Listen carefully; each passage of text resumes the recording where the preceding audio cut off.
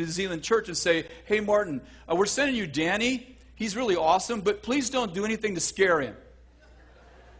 How many of you know that that would seem a little odd?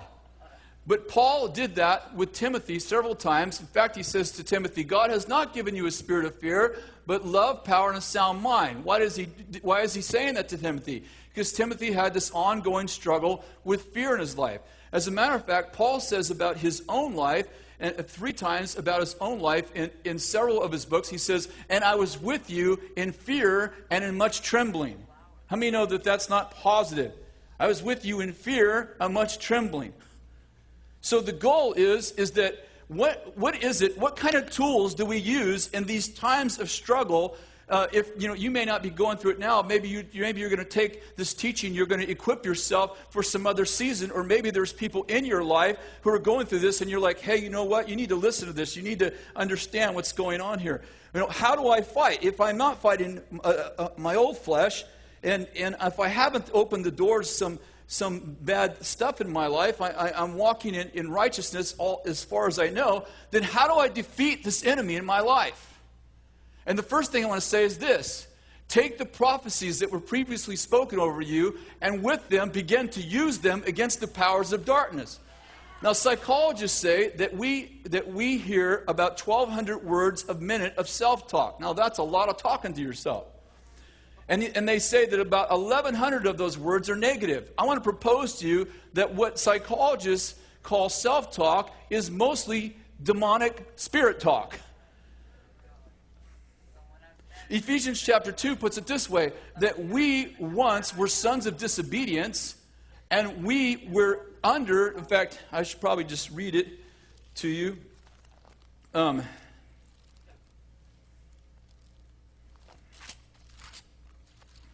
See, if it was in alphabetical order, we'd be there right now.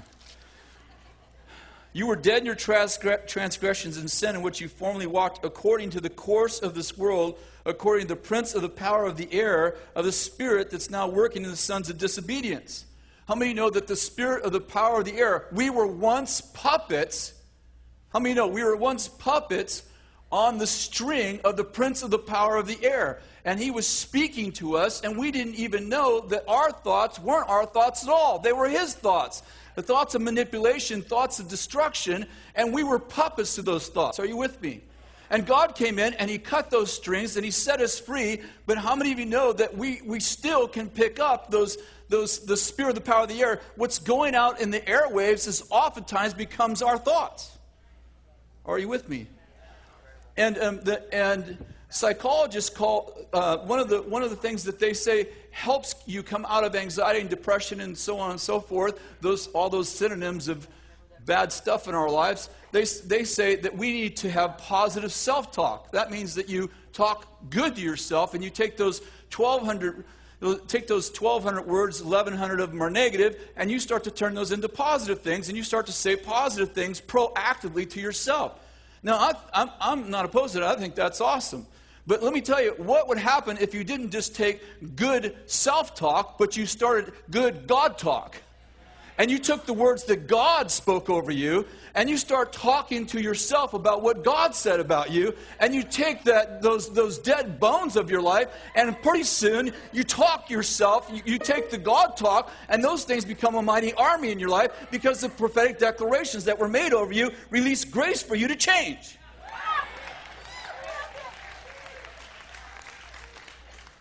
Go to Hezekiah. Go to Hezekiah. Go right to Hezekiah, and if you find that book, you got the wrong Bible, baby. 2 Kings. Go to 2 Kings, chapter 18. And I just want to tell you a little bit about Hezekiah. If you've ever read straight through the book of Kings, it's kind of a somewhat depressing journey. How many of you have ever read through the book of Kings, especially if you read it in one setting? You got this king did bad, this king did worse, and this king, he did worse than anyone's ever done, and then he had 2 sons who helped him. You're like, dude, why did they write this book? And then every once in a while, someone shows up, and God makes a statement, like we're about to hear in wherever we are, 2 Kings 18. So, and we hear about some king who did amazing. And let's just open to that verse right there, verse 1.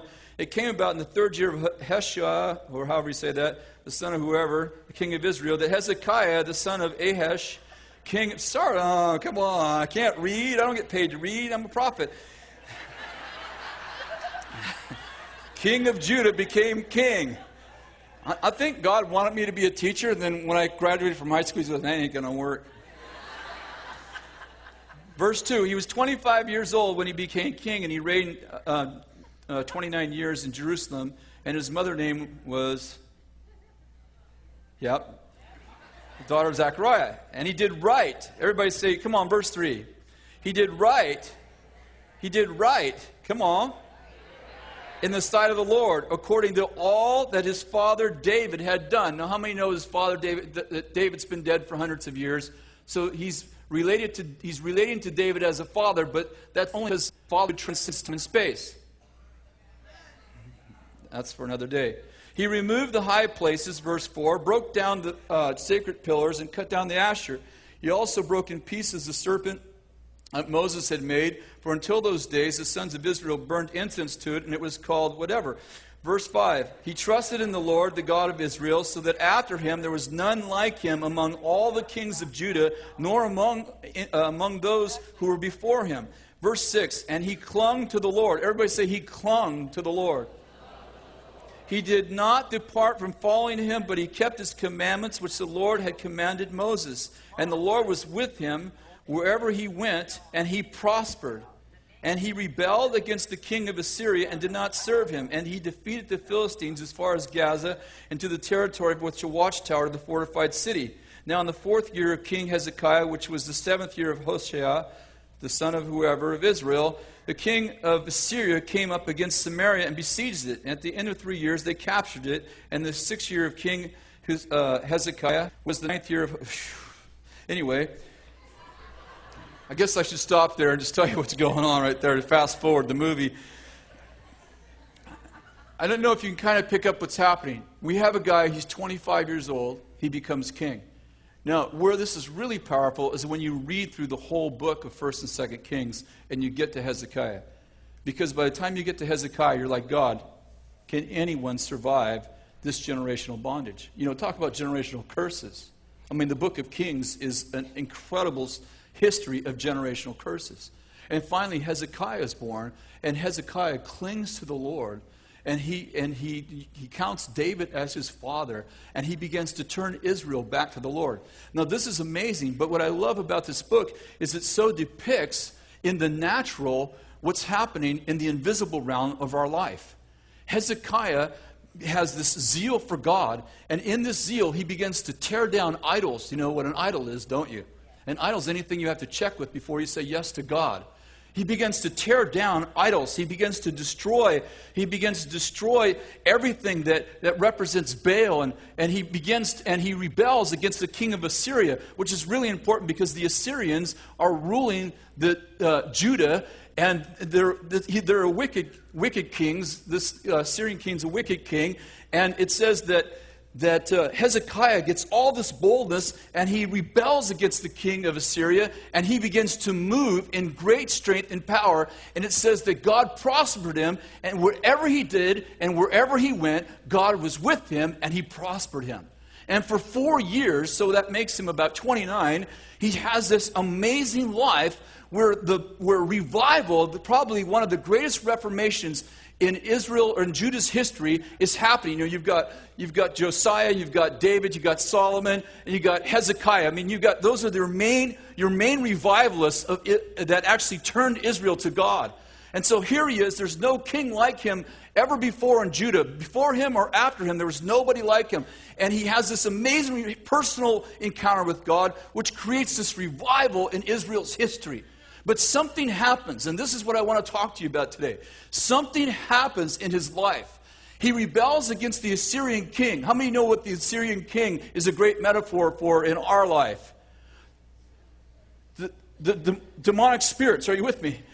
The powers of darkness. We rebel against the powers of darkness, and we say we will not be a puppet to that demonic spirit any longer, will not think like that, will not serve him, will not serve sin, and we begin to rebel against our old nature, against the God of our old nature. We began to say, listen, that's not going to be in my life. I'm not going to let you rule my life. I'm not going to let sin in my life. I'm not going to think like that. I'm not going to act like that. I'm not going to behave like that. I will have a personal revival that becomes a corporate revival in my life and family. And Hezekiah, for several years, has great victory. And then something happens in his life. The Assyrian kings pretty much left him alone. Hasn't noticed Hezekiah. He's got enough problems of his own, so to speak. Enough enemies to fight besides Hezekiah. Hezekiah is no threat to him. Suddenly he realizes that Hezekiah is gaining power.